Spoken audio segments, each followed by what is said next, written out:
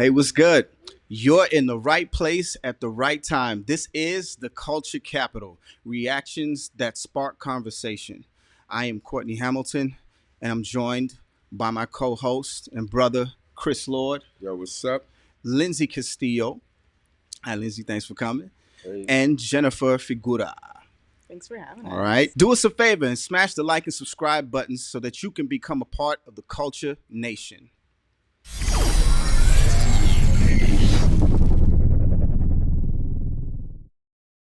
Okay, so thank you so much for having us. Looks like Jennifer and I are going to take over the podcast for a little bit.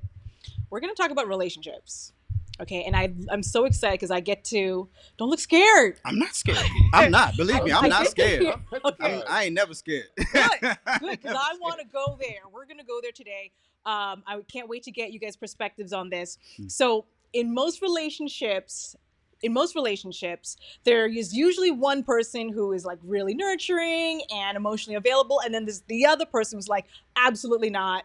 I don't feel safe to do this, and so they tend to be labeled emotionally unavailable. But for all you people, I've got a clip for you. This is from Sadia. She is a psychologist, and she says that being emotionally unavailable will cause your partner to leave you. Let's watch. If you are emotionally unavailable, or if somebody else that you're attaching to is emotionally unavailable, what will happen is when we block out emotions, life will keep testing you until you almost hit a catastrophe and your emotions have to catch up with you. And so that's how we're designed. That's how life is. That's how God works, you know? So it might be that I don't show my emotions, don't show my emotions, don't show my emotions. And then eventually my husband says, I can't deal with you like this. I'm going to leave you. And I'm left with. I would like to say that she's wrong, but she's right. She's totally right. I'm bad about that. I'm a really bad communicator. I don't know about you guys, but it's true. And then you'll keep getting the lesson over and over. Wow. And you don't want to, but you keep doing it. So she's right. Do you think?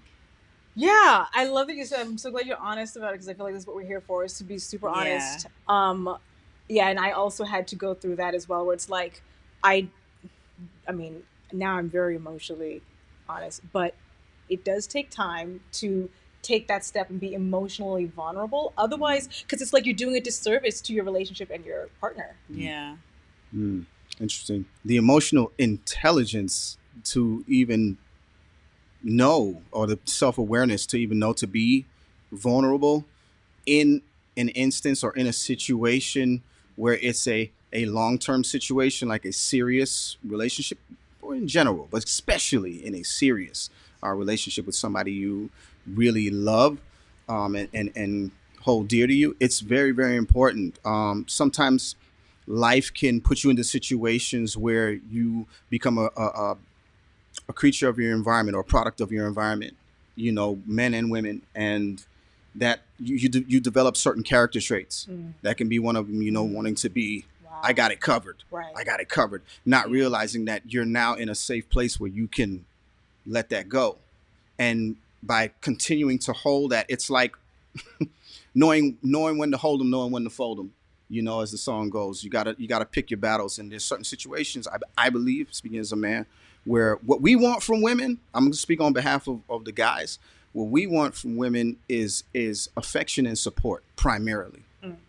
We don't care how tough you are or whatever. Like we got that department covered. You know what I mean? So we really just need that, and we respect you. We love your strength. We love all of the good things about you. We love that stuff.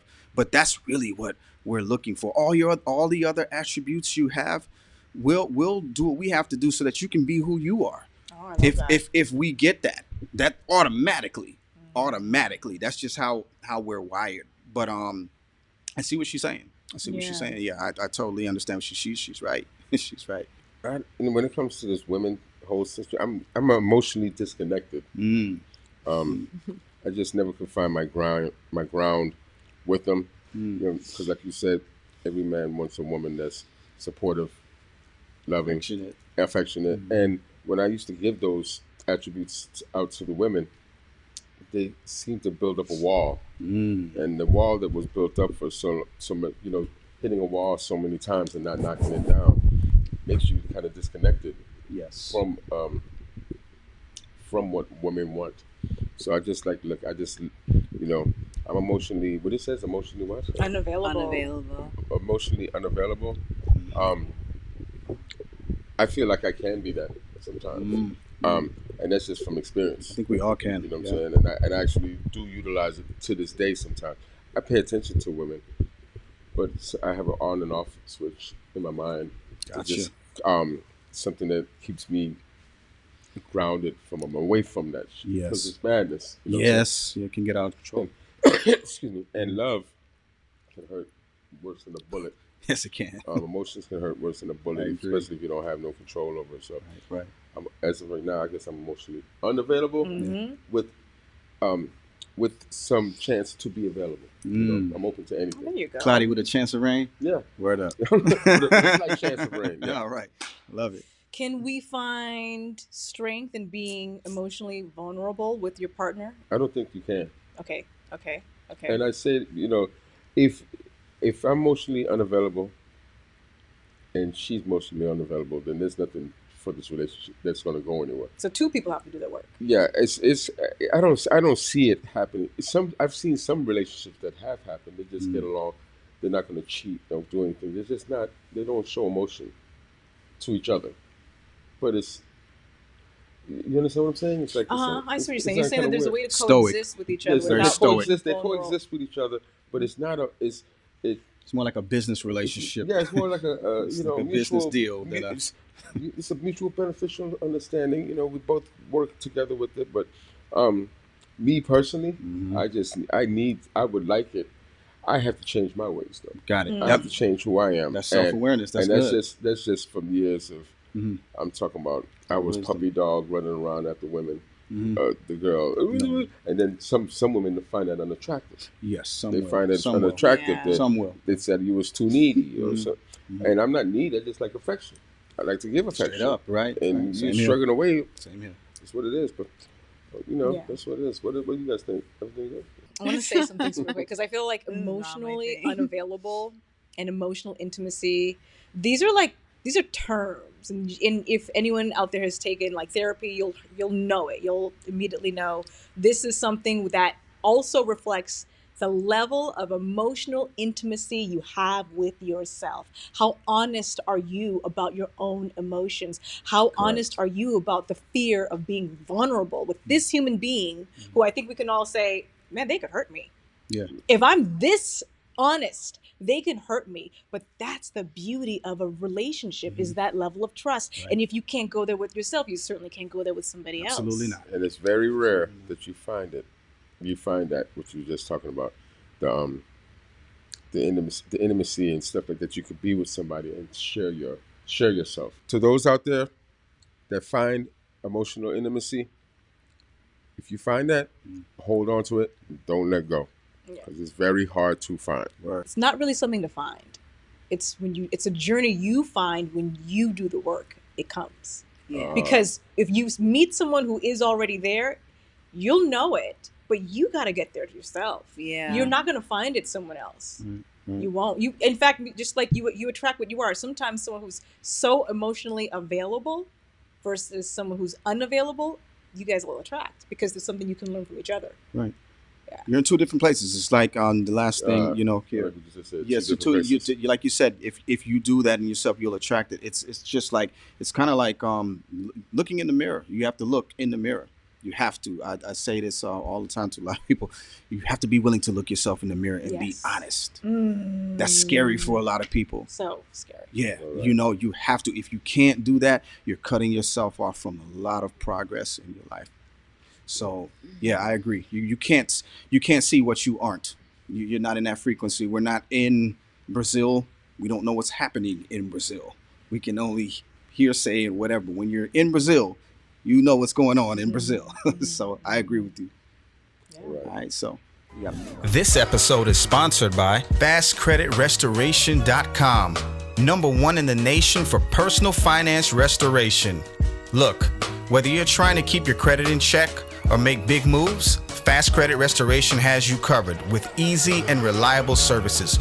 With over 20 years of experience in the field, they're the best. Don't let bad credit hold you back from living your best life. Check them out at fastcreditrestoration.com or call 1-855-327-5847 and let them help you unlock your full financial potential Next now. clip. I chose it because it's so hard to love yourself in a world that is constantly giving you pressure to be physically perfect, especially if you're in the entertainment industry as women. And when I found this old clip of Whoopi Goldberg, it hit me because she fought to love herself. Oh, wouldn't you like to be thin and gorgeous? Truthfully. I am gorgeous. You know, for me, it used to be the Brett girl. Remember that thing with the wavy on the back of the magazine and it never moved? Yes. That to me was the epitome. And then I realized that, you know, somebody had to build that. Yes. You know, that wasn't like when you wake up in the morning. When I wake up in the morning these days, I look in the mirror and I think, you know what? Mwah. Oh, really? Yes. Oh, yes. So you've been in therapy then? No. Then that's great. Don't go. No, because somebody would tell me there was something wrong. What I see in the mirror, I'm not happy with at all. Still. Especially now. Why? Because God decided, let's give her a challenge a day.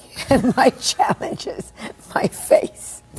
See, I look at you and I see a really beautiful woman. Yeah, right. And I look at you and I see a darling, wonderful, terrific, fabulous, good-looking woman.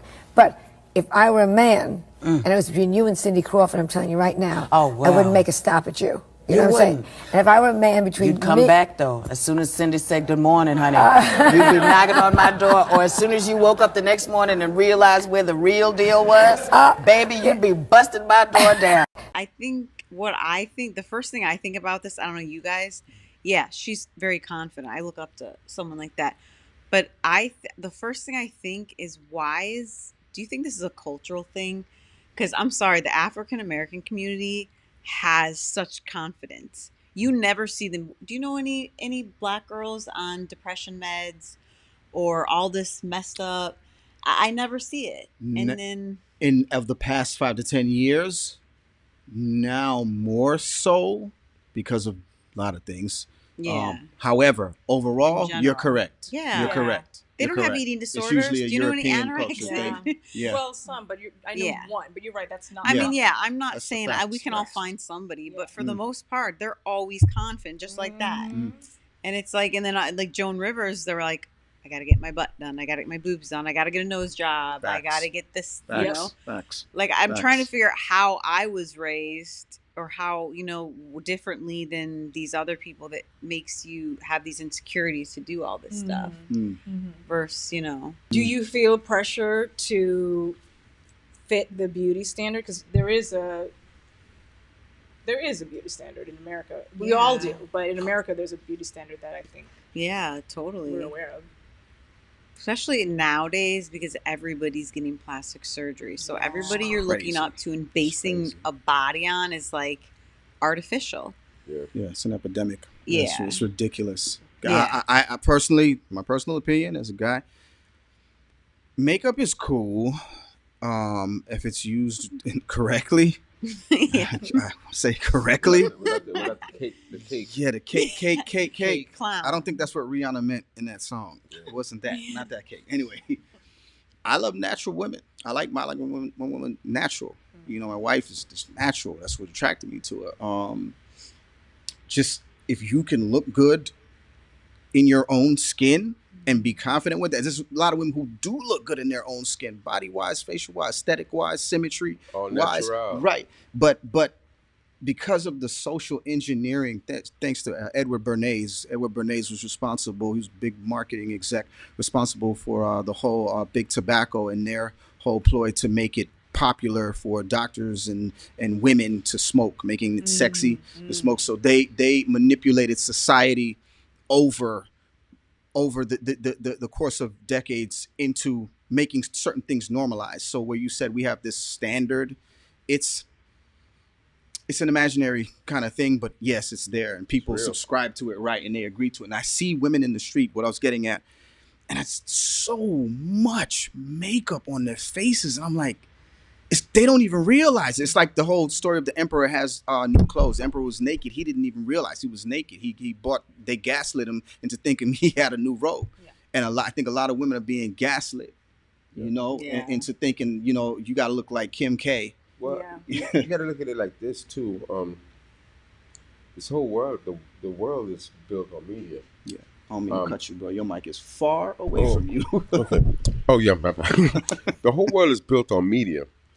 So, and they beauty sells everything. Would you realistically buy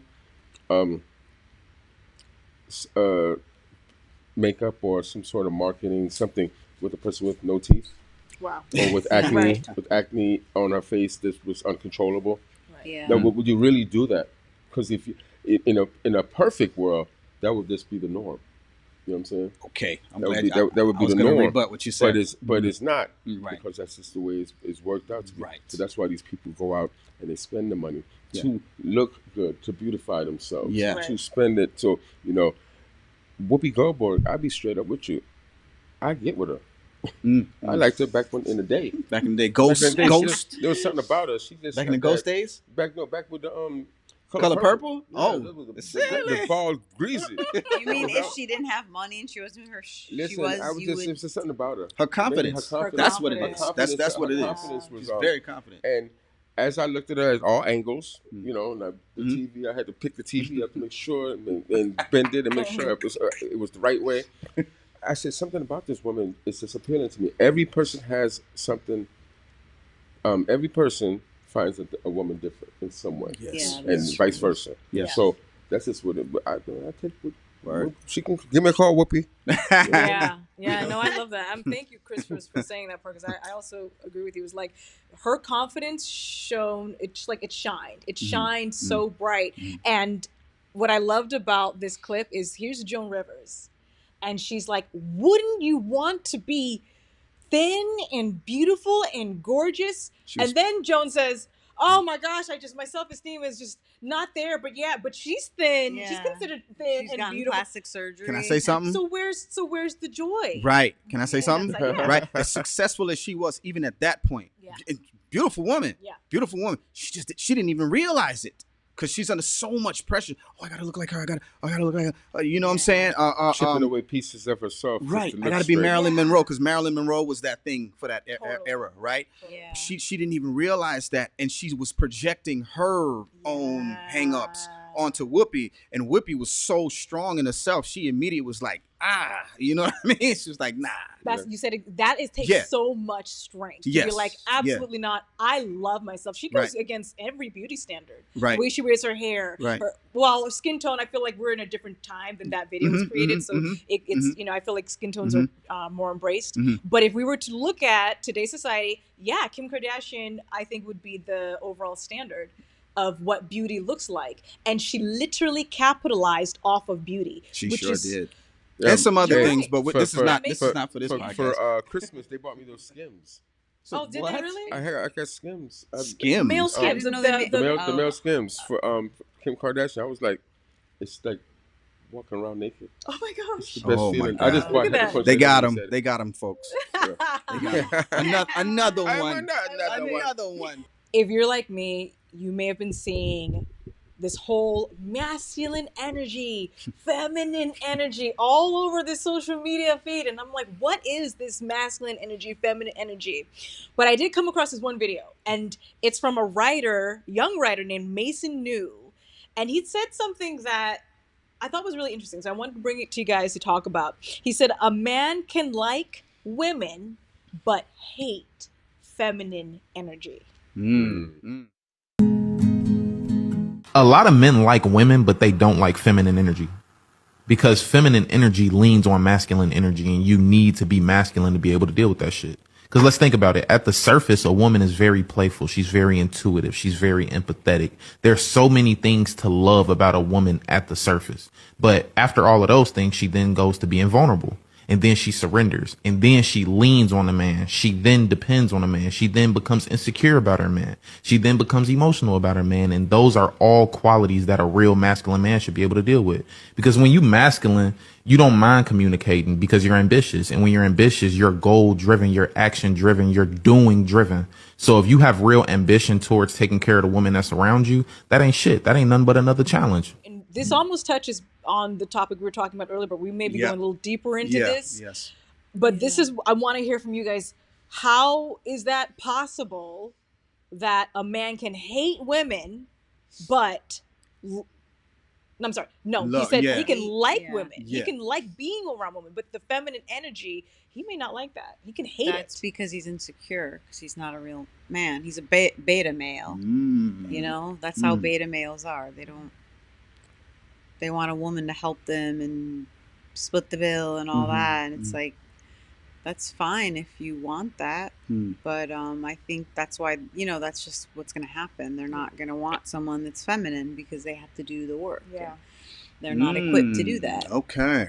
I like that aspect. I like that perspective. Feminine in the sense of not an enterprising individual, a self-starter, an entrepreneurial minded type of individual, a go-getter. Okay. Yeah. Equality. Yeah. Now, the self-awareness to know that if you are a quote unquote beta male, and you're not a provider type of guy, speaking for the guys again, guys, don't shoot me, don't kill me. I'm just saying what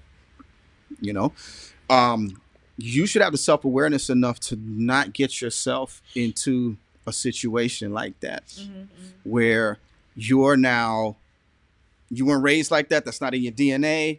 And you're expecting this woman to take up the slack, and now you're pulling her out of what her true role is, so to speak, and being her playful, affectionate, loving, supportive self, or what have you, and you're putting a strain on the situation.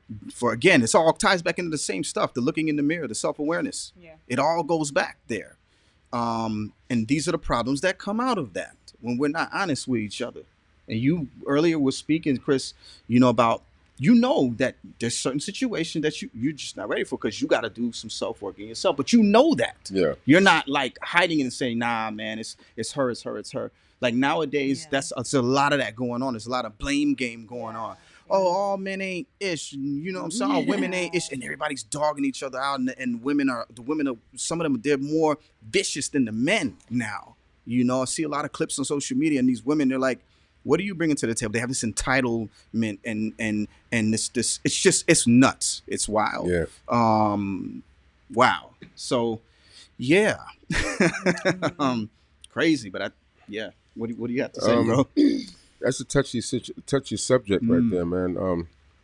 Because me personally, I just don't like overly too much female masculine energy. Yeah, I agree. I think that's the word, what it is. Because society just got them so built up, and so strong. Yes. You can do this all by yourself. You don't need nobody. Empowerment, which is all good. But then when you run up on a woman that comes with that same alpha energy, it cancels you out. It cancels you out. And it's not that it's not a challenge. It's just, why should there be a challenge to begin with? Right. Why? You know why? For what? If it's not necessary. My mom raised me and my brother by herself, and she was the strongest person that I knew. You know what I'm saying? Okay. But when I had a stepfather, I noticed a big change, a big something. She changed up the alpha part of her that was strong, and they were equal. You understand? There's a point that you could be equal with a person, and you don't have to. If she didn't feel intimidated by my stepdad. My stepdad didn't feel intimidated by her. But I noticed that when it was just me and my brother and her, she was always alpha. You're saying she adapted to the situation. She became a product of her environment. Yes, exactly. Right. Okay. And that's what it is. I personally have had some alpha women slide my way. It's it's a turn off for me, but sometimes it can be intriguing as well. It's how you deal with it, you know. Situational. Definitely. I find it interesting how masculinity tends to be defined by what he does, like externally. Does he do this? Does he do that? But feminine energy tends to be defined as something internal. Does she have the nurturing inside her?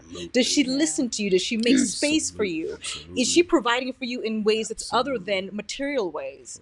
And is she attentive? Is she attentive to your needs? Yin yang. Does she pay attention? Nurturing. Yes. You know, men want a woman that's nurturing, Hallelujah. especially when you're having a kid with her. If you're not nurturing, you can't have a kid with someone. And another thing about that alpha and all that, it's like these, you know how many of you guys know men in a relationship that complain about, oh, well, she never wants to have sex. You know, it's like, well, I'm tired. It's like, well, when a woman has to have kids, like that you have kids, and she works full time, don't let her work full time, because that's true. She'll want to have sex with you. That She'll is have true. energy. Facts. She won't be burnt out. Facts. There's a trade-off. There's a trade-off for certain things. It's like, and let me put a caveat in. Listen, everybody, there is no we're not making blanket statements here. We're not gonna put everybody in the same basket. No. Because there are many nuances, as in life. Yeah. Every situation is different, and so be it. You have to adjust for your situation. But again, just understand that if you make certain choices and you go down a certain road, as Jen was stating, there are certain trade-offs. There are certain things that are going to come. You have to ask yourself, am I willing to deal with that? Is that okay for me? Are you willing to make the sacrifice? Right. And, knowing that my wife still has to work, and that's going to take from her energy to put her nurturing energy, her loving energy, her supportive energy, her affection energy. Am I okay with that? Maternal energy. Right. You know, so if you're not okay with that, then it behooves you, and again, easier said than done for some, to facilitate her in a way where she has that freedom to do that, aka get her off for her job, or et cetera, et cetera, et cetera. Start a business together, or what have you. You know, nowadays it's so easy to start businesses. You know, I don't want to be long-winded, but I agree. I agree. And I think we have something to say too. I was just gonna say, I love my man when he says it behooves you. That's actually, it behooves you to do this. Yes. Yes, sir. Right. Pip pip. I love also that he's like, there's strength in, it shows a man's strength in how he's able to receive a woman's feminine, a woman's feminine energy. It does, because women, we naturally have feminine energy. I feel like I'm very comfortable speaking to women who are aligned with their feminine energy. It's a comfortable space, and I grew up with two sisters, so obviously there's a wonderful balance in masculine feminine energy. And when you are like, I saw this video on social media where it was like, the woman is holding the man's hand. She's like, la, la, la, la, la. You know, and then the man is like, where's the exit? In case someone comes and attacks us, I'm going to have to take him from the right. And, we have to be there in 10 minutes. And, his mind is going. Military. Women are like that when we're by ourselves. Yes, we have to figure things out. Yes. But it's so comfortable to be with a man where you can be like, you got it. And that is, we don't have to think. We can be honest and say that does take a lot of energy to do, and he does it. He holds that space for you. That does take a lot of strength to be able to take her on as a responsibility, and you to make sure that she's safe, and yourself and your family to be in that state of mind all the time, and then to allow her to be feminine. In her feminine essence of being playful, while you're thinking, oh my gosh, someone may come in and break the house. But respect that her energy is necessary. Yep. Of course that energy is necessary. Yeah. Once you're doing what you mentioned, once the man is in that place and the proper provisions are made to facilitate that, again, you're not even worried. You know, you're expecting her to be that, because if she's anything other than that, with all of that going on, all of the weight of the world on your shoulders, so to speak, that's a catastrophe. Yeah. That's a catastrophe, because now you have to fight the world, and you have to fight your significant other. Yeah. That is no mas. It's not gonna work. Yeah. Not gonna work, and ever. So yeah. That's today's show. We want to thank you for hanging out with us. We really do appreciate it. If you haven't already, smash the like and the subscribe buttons so that you can be down with the culture capital. And until the next time, question everything and go beyond the hype.